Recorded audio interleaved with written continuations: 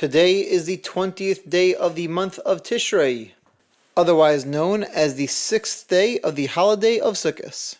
We are in the middle of chapter 99 discussing the laws of Muktzah on holidays. We'll be finishing off the chapter going from paragraph 3 through paragraph number 5. And we will be beginning chapter 100 discussing the laws of Birchas Kohanim, the special blessing that the Kohanes, the priests, give to the rest of the Jewish people.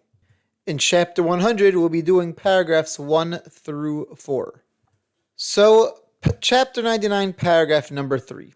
We discussed how there are things that are on Shabbos, have a forbidden Shabbos use, therefore would be Muktzah, but on the holidays would not be Muktzah. The example I gave was firewood. Firewood you're allowed to use on holidays, and therefore would not be considered Muktzah on a holiday. But that is only if you're using the firewood to light fires with, or to put into your fire, rather. If you're using the firewood to hold a pot, support a door with it, or something of that sort, then that firewood would actually be Muktzah. We cannot use it on a holiday for such a purpose. Paragraph 4 is not so practical, but we'll go through it anyways. Ashes that you might have from before a holiday are considered set aside for holiday use.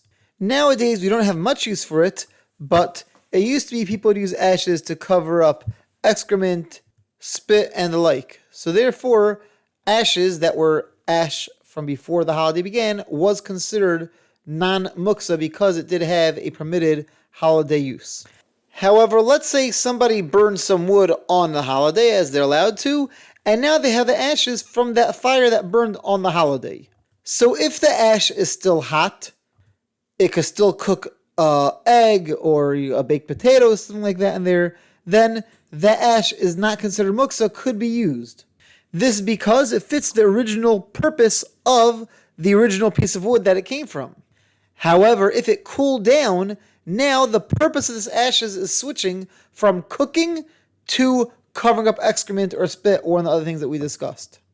This creates a problem called nolid. Nolid means literally born, but something new that was created on the holiday is considered muktzah. This thing wasn't set aside beforehand for the holiday use because it wasn't in existence before the holiday, and therefore it would be considered muktzah. Paragraph 5 discusses this nolid concept in even a more strict way. If somebody eats nuts on Shabbos, nuts that have shells, so they're cracking open peanuts and eating the peanuts. Those shells do not have a Shabbos use really, and therefore those shells will be muktzah. While they're holding the nut, they're okay, but afterwards the shells do take on a muktzah status because they don't have a Shabbos use.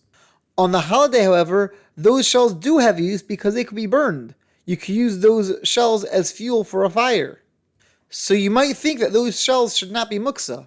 However, those shells are muktzah due to this concept of nolid, a very strict application of nolid. The shells didn't change. In paragraph 4, we're talking about ashes, which changed from wood to ashes. Here, the shells are the same exact shells, but because their function changed, that function creates a nolid problem, a new use problem, and therefore they'll become muktzah. Ironically, this level of muktzah does not exist on Shabbos. The rabbis were more strict with the holidays because holidays has a lot of leniencies. They made this aspect of muktzah a little bit strict so people should not become lax with the holiday laws. They thought since there are leniencies in the holidays, people might become lax in other areas of the holiday laws that they're not allowed to be lax in. And therefore they specifically made this law of muktzah, this idea of nolid, of something where the function changes, nothing changes except for the function, that they said is not going to be a problem in the holidays to show, don't let the leniencies that apply in regards to cooking extend into other areas of the laws of the holidays. We're going to add an extra severity to make sure that you realize, even though there are leniencies, there still are a lot of rules about the holidays that don't have leniencies. Chapter 100, the laws of Birchas Kohanim, the special priestly blessing that the Kohanes, the priests, give to the rest of the Jewish people. Paragraph 1. There's a mitzvah that Kohanes, that priests have, to give the Jewish people a blessing. Now, Sephardic Jews And also in Israel, even Ashkenazic Jews, they do this blessing, the Kohanes give this blessing every single morning during morning services. But outside of Israel, the prevalent Ashkenazic custom is that we only do it on holidays during the Musaf service. The reason is that when somebody gives a blessing out of joy, when they're joyful, that blessing could take hold in a much stronger way. So therefore, on the holidays, which are times of celebration, times of joyousness, then that's when the Kohanes and the non-Israeli Ashkenazi communities do this priestly blessing, the Birchas Kohanim. If the holidays coincide with Shabbos, then the Kohanes still give this priestly blessing. However, we're going to see later on, I believe it's in paragraph 11 or 12, that there's a prayer that the community says, that the congregation says during the blessing. So he skipped that prayer on Shabbos. But otherwise, the custom is that even on Shabbos, the Kohanes do give the priestly blessing. Paragraph 2. In order to do Birchas Kohanim, this priestly blessing, then there has to be a minyan of 10 men over bar mitzvah. The Kohanes, the priests themselves, are included in the 10. So even if there's 3 Kohanim and 7 non-Kohanes, then we still do the Birchas Kohanim. Paragraph 3. A Kohen is not allowed to have any wine or any intoxicating drink before doing Birchas Kohanim. You may recall when we discussed the rules of Simchas Torah that we said that on Simchas Torah the Kohanes generally do this Birchas Kohanim during the Shachar service, the morning service, not during the Musaf service, because very often on Simchas Torah there's a kiddush, there's refreshments after the Shachar service before the Musaf service, and if the Kohen partakes in that and he has a drink, then he can't do the Birchas Kohanim anymore. Therefore, they do it early on Simchas Torah. If a Kohen is weak, does need to eat something, and it's on a holiday morning, so they have to hear Kiddush, it's better that they hear Kiddush from somebody else, and then they'll have a bite to eat instead of making Kiddush themselves, in order that they don't drink any wine. Paragraph 4.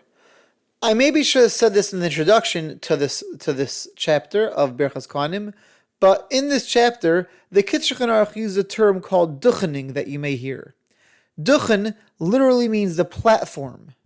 Because Kohanes go up on a platform very often in order to give this blessing, then this term has come to be used. Instead of saying the Birchas Kohanim or the priestly blessing, people often say the Kohanes are duchening now, or they in preparation for duchening, etc. In preparation for giving the blessing, the Kohanes are supposed to wash their hands up to their wrists. This is the way that they would do it in temple times in preparation for service in the temple. There is a bit of a discussion about whether Kohanes should make a blessing of Al Netilas Yadayim, thanking God for the mitzvah of washing their hands when they're doing this blessing, but the custom is that they do not. This ends today's learning. Have a wonderful day and see you tomorrow.